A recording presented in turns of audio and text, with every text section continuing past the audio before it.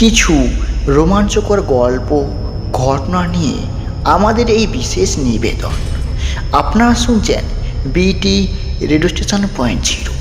এখানে গল্প, আতঙ্ক, সত্য ঘটনা সব কিছুই শোনানো হয়। আজকের গল্প হলো বজ্রপুর। চলো দেরি না করে শুরু করা যাক।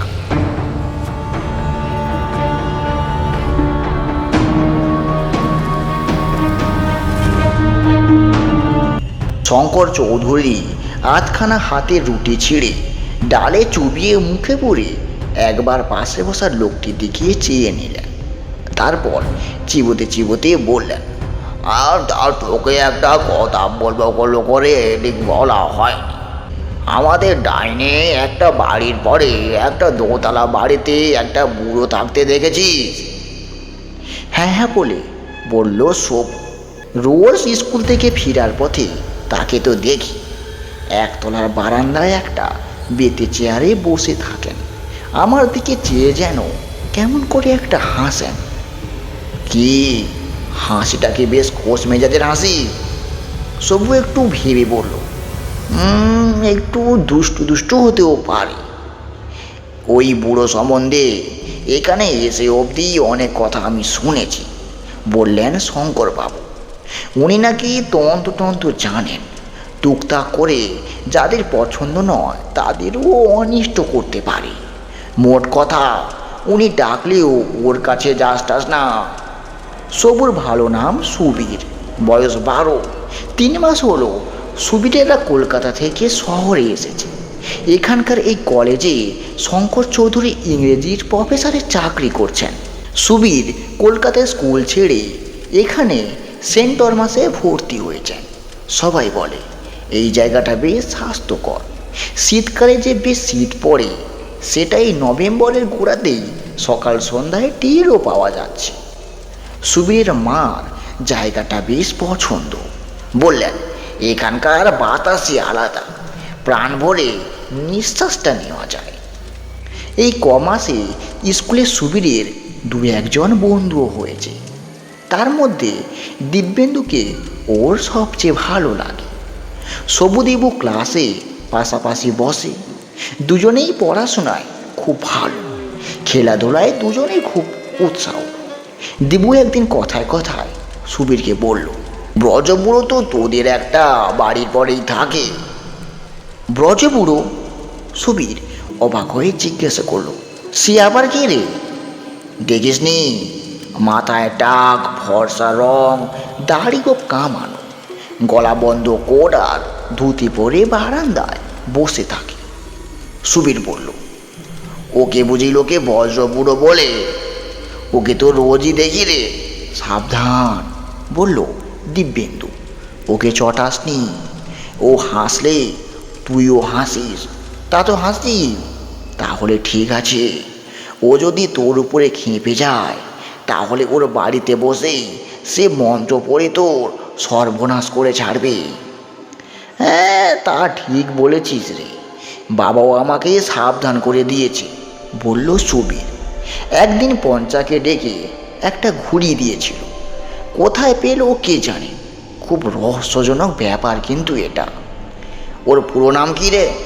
তা আমি ঠিক জানি না। এর কিছুদিন পরে সুবীরের প্রতিবেশী অনুকূল শাহ সন্ধ্যায় এলেন সুবীরের বাবার সঙ্গে আলাপ করতে। আগে কখনো আসেনি, এই প্রথম। বয়সে সুবীরের বাবার চেয়ে অত্যন্ত 10 বছরের বড় তো হবেই।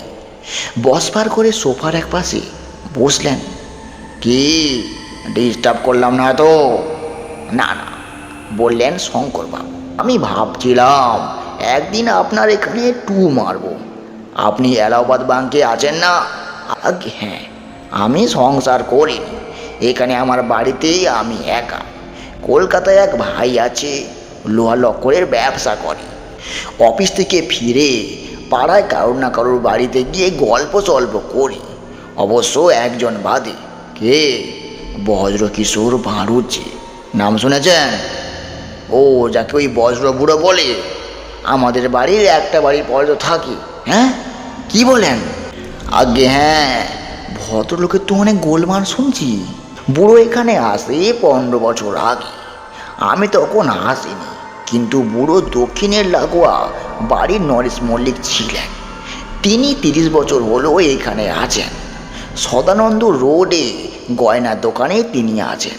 তিনি বললেন সুটকেস হ্যান্ডেল ছাড়াও বুড়োর সঙ্গে নাকি একটা সবুজ রঙের বাক্স ছিল। সে এক আলিশান ব্যাপার। সঙ্গে একজন লোকই ছিল। সে পরের দিন যেন চলে যায়। ও সবুজ বাক্সের কথাটা শহরে সকলেই জানে। আমাদের তো বিশ্বাস হতেই বুড়ো তন্ত্রমন্ত্রের সব সরঞ্জাম রয়েছে। উনি আসার আগে নাকি বাড়িটা খালি পড়ে থাকতো।